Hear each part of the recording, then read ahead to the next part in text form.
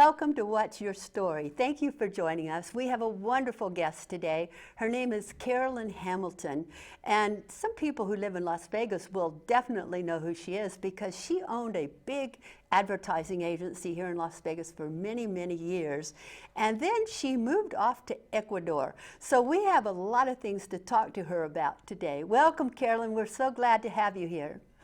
Thank you, Judy. This was a delightful and surprising and wonderful invitation. Well, you know, the fact that you're in Ecuador and I'm here in Las Vegas and we can do this is so exciting. You know, Zoom has got me really excited that we can have all kinds of guests we wouldn't normally have if they had to come to the studio. So I'm just delighted to have you. There's so much about you I want to tell people because, you know, you were in that advertising agency with the original Mad Men, or admin, or whatever they were, but that was an interesting time here in Vegas. And you're quite the illustrator. You studied illustration in the university, I believe. You went to, what, Antioch University? I got a degree in liberal arts from Antioch University, Seattle. But prior to that, I got a 2-year degree in commercial art. That's what they called it before graphic design at Los Angeles Trade and Technical College. Ah, okay. So your artwork is amazing. I mean, I know that all of that graphic was not the same as the artwork that you do because you do beautiful drawings and watercolors, and you just brought out another coloring book.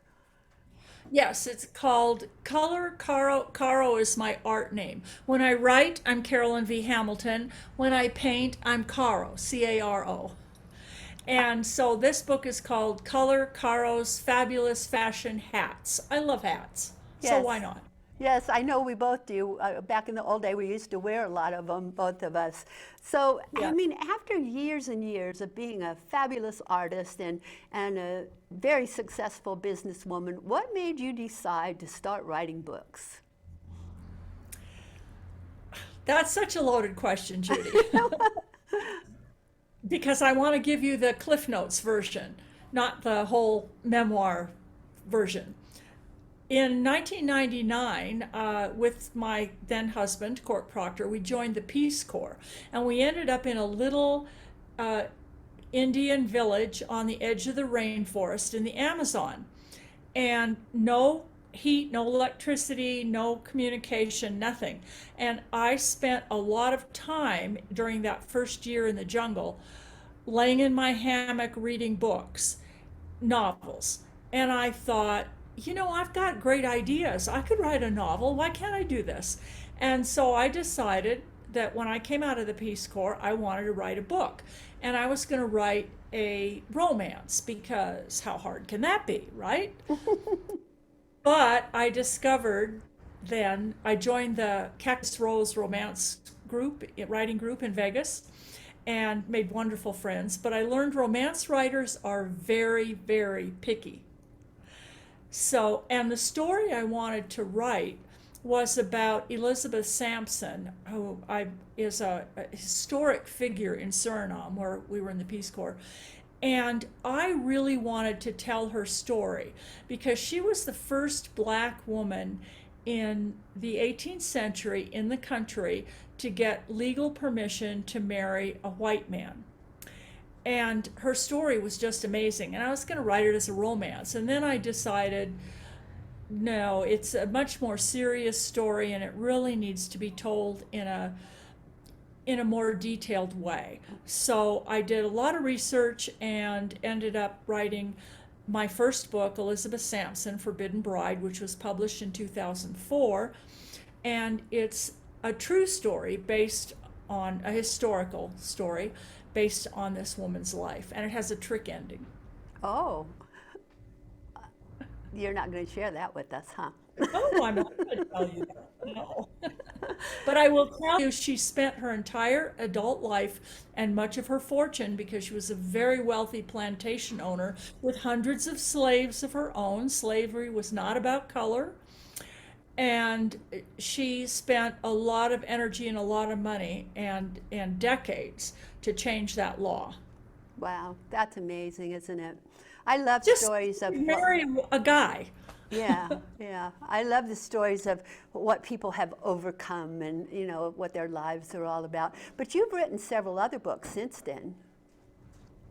I did subsequently write a romance because I had met some people in the Amazon and some eco adventure type people, and I thought, well, they'd make a great couple for a romance. So I did write a romance called Hard Amazon Rain. And then I wrote a couple of novels based in Las Vegas. And then I started writing some nonfiction books. I wrote an editing book for fiction writers and one for memoir writers.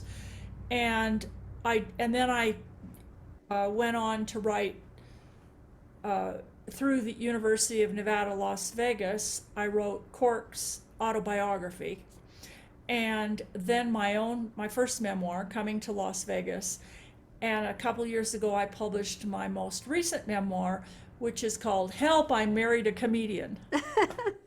Well, let's just clarify something for the audience for a minute. You said you wrote Cork's biography. Now, Cork is Cork Proctor, your husband, and he was a comic here in Las Vegas for many, many years, a headliner. 50 And decades, not 50, 5 decades. yeah, so he was here for quite a Well, long like, time. And he's quite a character. He's very interesting himself. I ought to do a show on him because he is such a wonderful person. But you were a Playboy bunny, and a lot of people don't know that about you. And your book about you coming to Las Vegas mentions that, right? I mention it just as an aside because when the MGM Grand opened, you know, it was like, oh, this is a credit. Well, I've been a cocktail waitress, so this is a good. But actually, that interview was very interesting. I remember the guy's name, Tony Diorio. Nice, nice, sweet man. And he was doing these interviews at the Convention Authority, and everybody was, I mean, that was the thing to do, go over there and apply and see what happens. So I wanted to be in the graphic arts department. So I went over to apply for something in advertising or marketing or something like that because I had done that in Los Angeles as well. I had worked at an ad agency in LA. And so I filled all that out. And then at the bottom where it says other, like other things you've done, I wrote Playboy Bunny and a couple other simple things. So Tony zeroed right in on that. And he said, he says, Carol, you don't want this job in marketing and advertising. He says, but he says, you don't have a chance. Those jobs are all juiced in. They're already taken. And I see here that you were a Playboy bunny. So I'm going to put you down for a cocktail waitress job. And I thought, you know, hopefully by the time the hotel opens, I'll be able to be back in LA. So I don't care. So I said, just put me down. Whatever you want, Tony, is fine with me. And that's how I got hired. That's amazing. That's really amazing. Well, you've written books in so many different genres. Do you have a favorite genre? Well, I really like memoir. And so I've built a career since those books were published, coaching aspiring memoir writers. And I have a Facebook group called Aspiring Memoir Writers, which anyone can apply to join, and it has over 2,000 members now. They're very active and very helpful with each other. And there are just so many stories out there. You know, everybody's really had an amazing life. Even if they think it was boring and nobody would be interested, they've had challenges they've overcome. They've had great trips that they've taken. They've had great careers that are maybe unusual. And all of those things make great memoirs. So I really I read a lot of memoirs now. And that's probably my favorite genre. Will I write another memoir? I don't know. I've thought about doing something related to the world of Mad Men because I've got some funny advertising stories. And that's basically how I came to write Coming to Las Vegas, because I just wanted to tell a bunch of funny stories about working at the MGM.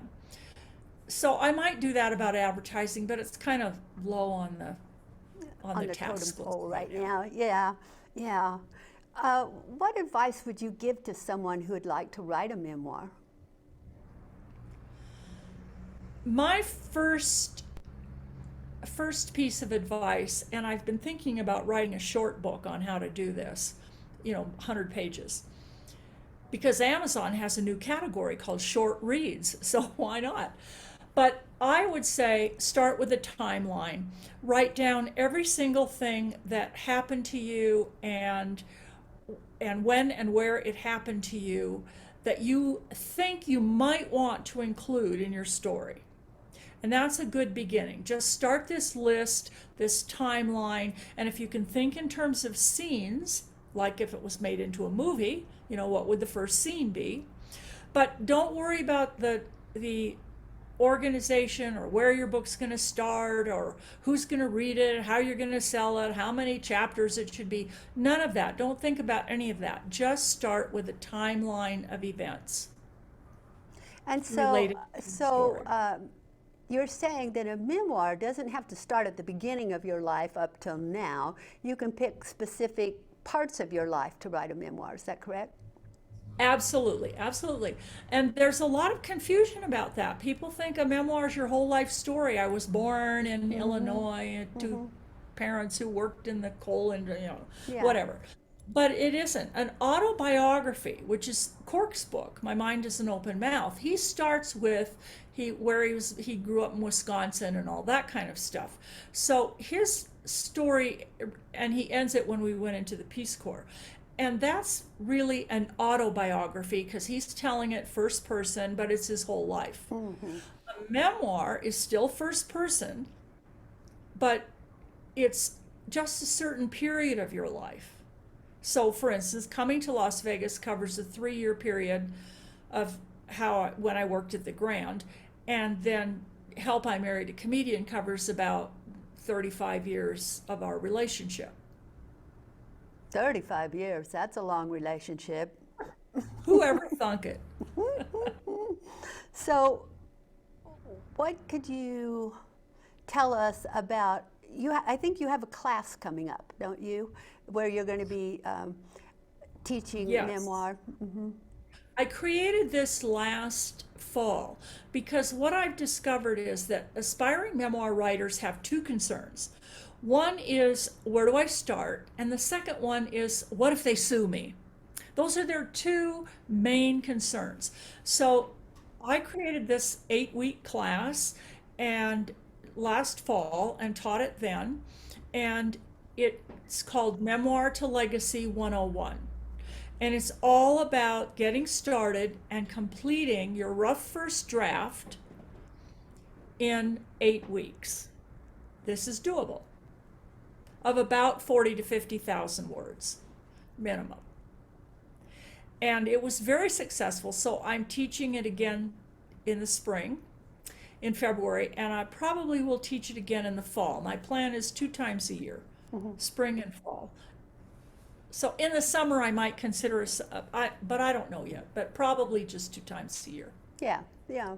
But that's a good opportunity. I was in a memoir writers group a couple years ago, and it was really fun because the group would read a couple pages. Each of us would show up and read a couple pages, and we learned so much about each other, and a lot of healing went on. Do you find that with memoirs, that people who've been through difficult times, they have healing as a result?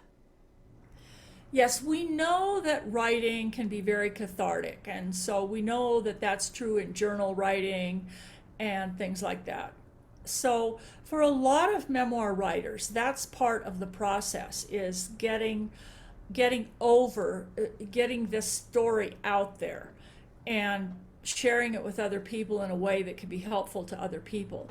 But also in the writing process, things come up for them that they didn't expect. And so sometimes in the coaching process, I feel like I've become kind of a therapist as well as a writing coach. And a lot of people do need a little help getting past, especially writing about something that was extremely painful. Yes, yes. But I think memoirs are so important for sharing about our lives with the people who love us. I know that I used to just try to get my mother to record her life stories because she had so many interesting stories, and she never did because people are intimidated by just talking to a tape recorder or something. So I think there's got to be a better way of getting people to get that information out of themselves and down on paper. Well, some people need to be interviewed because they're not going to pick up the recorder and do it on their own because they don't know where to start. They don't know, maybe they don't know how to turn on the recorder. They don't really, especially people of a certain age, and the technology can be a little challenging these days. So I think the interview process is the best. That's how we did Cork's book. He was interviewed by Joyce Moore, who was with Special Collections at UNLV, and she just asked him questions and he started talking and telling stories. And then occasionally she would interrupt for clarification. And they ended up with, when it was transcribed, about 150,000 words. And then my job was to turn it into a book that was only about 60,000 words. So that was a challenge, but it was easy to do in the sense that I already had so much material to work with. And a lot of those 150,000 words was Cork repeating himself. And that's fine. But the technology today is so great. There's a website called otter.ai. Otter like Flipper the animal or whatever. OTTER? OTTR.ai. Oh, And OTTR.ai. Mm-hmm. Okay. And it's a transcription program. So you talk and it transcribes and creates a written document. And you get, with the free membership, you get up to 10 hours free every month. Wow. That's another reason why, if you're going to do that, you want to have an outline so you can think about, well, now to this month for my 10 hours, I'm going to talk about this, this, this, and this. So you're organized going in. That is very good. Really, you see, I'm taking notes like crazy as you talk. I mean, it's amazing. Here I'm interviewing you and I'm writing down everything that you say so I don't forget, so I can just go back and work on my memoir, because people keep encouraging me to do it and I haven't done it. Yeah. I mean, just running a modeling agency in the 70s in Vegas with the mentality of the culture in the 70s, that alone could be one memoir. Yeah, I was mainly thinking about writing about living in Africa, But There's book number 2, or reverse them if you want. Yeah, oh, yeah. Living in Africa. I always remember that you used to say to me, when I'm in South Africa, people say, "Oh my God, the United States, aren't you afraid to be there? It's so dangerous." And when you're in the US, people would say, "Oh my God, South Africa, aren't you afraid? It's so dangerous." Yeah, they did. They did. Yeah. But you know what? I'm sure that now that you live in Ecuador, people probably say the same thing to you, don't they? Yeah, they are horrified. So, my maid came to me and said she read this terrible story in the newspaper about a child in the US who got a hold of his father's gun and shot his little brother. And she was horrified. And how did I tell her that happens all the time? Yeah. Yeah, US.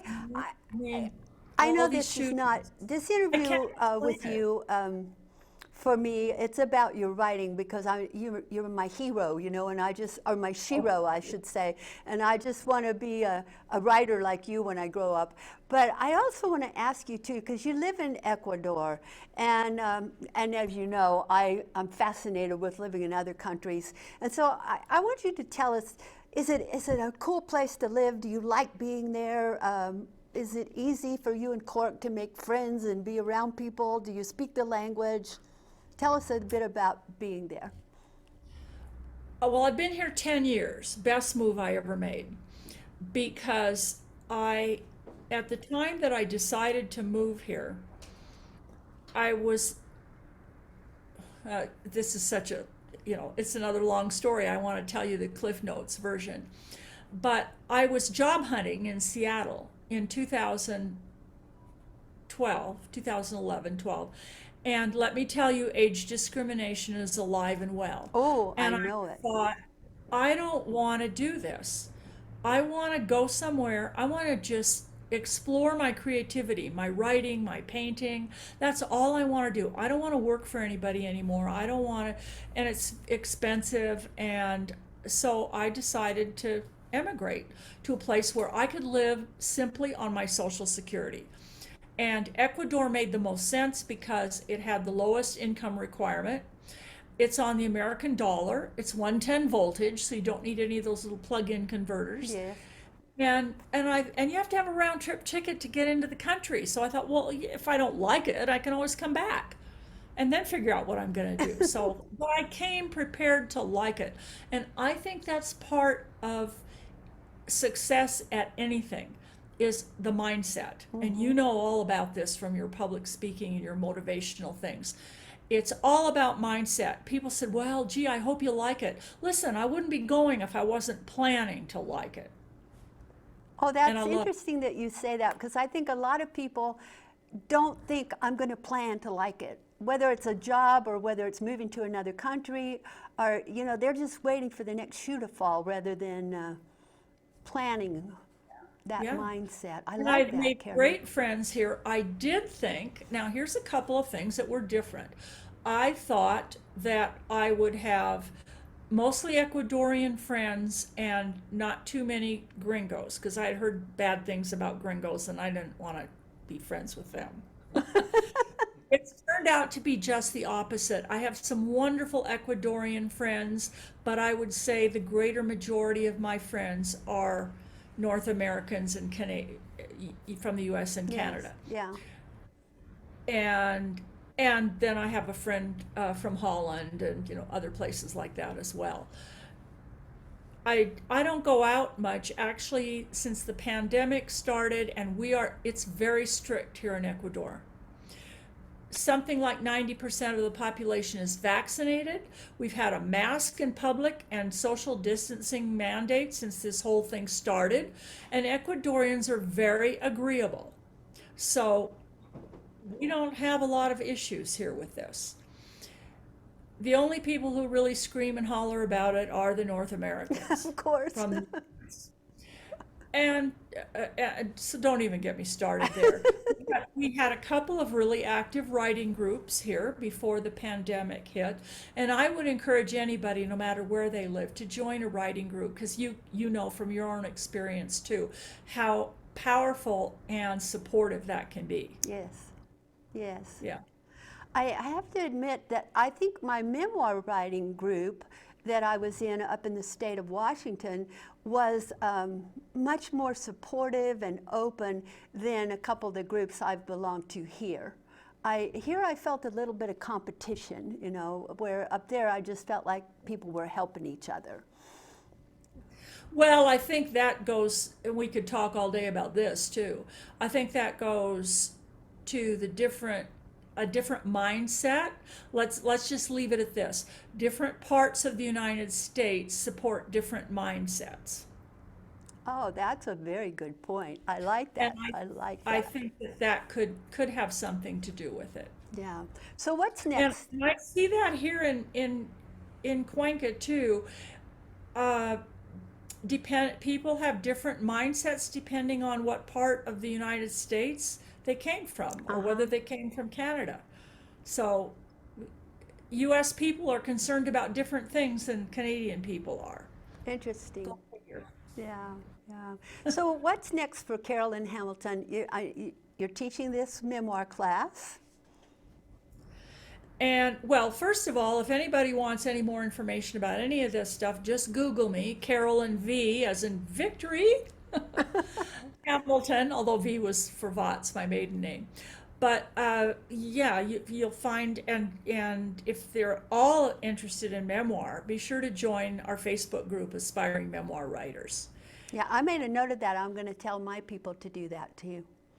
Yeah, and I'm really easy to find and connect with on the internet. Okay. What's next for me? I am on my bucket list for 2022, if you will, is to set up an artist gallery online. to Ooh, sell prints of my artwork. I like So it. that's something that I want to do. I've not really pursued selling art online, and from what I've been reading, art print sales are really up because of the pandemic, because people are staying home. They're doing home-like things, such as redecorating the living room. Yes. And so I'm intrigued with how that'll work. You know, I wrote a book about that, and there are over 200 websites where you can sell your art. Do you know that? So, I don't doubt it. The so company that I'm considering, the company I'm going to go with, because I've already committed, is called artstorefronts.com. yeah, I'm familiar with them. They're quite good. Well, they have quite an interesting marketing program. So they don't just help you set up your website. They provide a lot of training on selling art, and I think that's going to be really valuable. Oh, I think it will be too. All right, so we They're are, very clear that if you're not willing to get out and sell, and the same thing is with books and novels and courses, whatever it is, if you're not willing to get out and market it and sell it, nothing's going to happen. you're exactly right. Thank you for saying that, because that's what I tell my students all the time, and especially the coaching clients I have that say, well, you know, I want to do speaking, but nobody calls me. Well, pick up the phone. You know, what's wrong with you? You can call those people. So, you know, we have to do it ourselves. If we're going to be successful in life, we have to do it. Nobody else is going to come along and say, oh, let's sell you, you know, let's make Judy Mario a star. They're not going to do that. No. Yeah. And sell doesn't have to be a four-letter word. No. It's all about telling stories and talking to people. That's all it is. That could be And another whole course. creating and branding. Now they call it branding. Yes. Yes. Just getting out there and being known. You are But you so, have first you have to leave the house. or get on the internet, one of the two. Oh yeah, that's true. Now you don't have to leave the house. Yeah, so it's been wonderful talking with you. Thank you so much for this. And I hope we can have you back on the show again sometime. I'd love to. I'd love to. It's always fun talking to you, Judy. Anything I can do to help you, just let me know. Thank you. This is a real pleasure. And thank you to those of you at home who have been with us for this half hour. We really appreciate your attendance, and we hope you'll join us for our next session.